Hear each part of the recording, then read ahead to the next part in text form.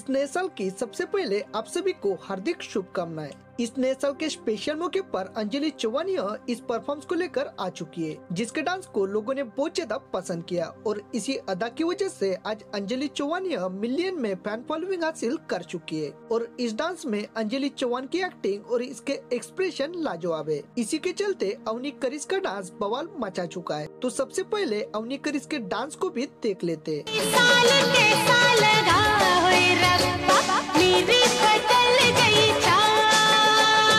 दोस्तों, अवनी करिस ने इस डांस को नए साल के स्पेशल मौके पर किया है, जिसमें ये अंजलि की कॉपी करते हुए नजर आई। इसका ये डांस इंस्टाग्राम रील्स पर तेजी से वायरल हो रहा है और इसी अदा के दम पर अवनी अंजलि की बराबरी करने की सोच रही है। हाल ही में अवनी करिस के इंस्टाग्राम पर 6,50,000 फैन फॉलोइंग कंप्लीट हुई और इसकी फैन फॉलोइंग तेजी से बढ़ रही है। आपको अंजलि चौहान के साथ में अवनी करिस का ये परफॉर्मेंस कैसा लगा और कितना एंजॉय किया आपने अवनी की इस परफॉर्मेंस को, यह हमें कमेंट्स करके जरूर बताएं। और इसी तरह लेटेस्ट अपडेट पाने के लिए हमारे चैनल को सब्सक्राइब जरूर करें। धन्यवाद।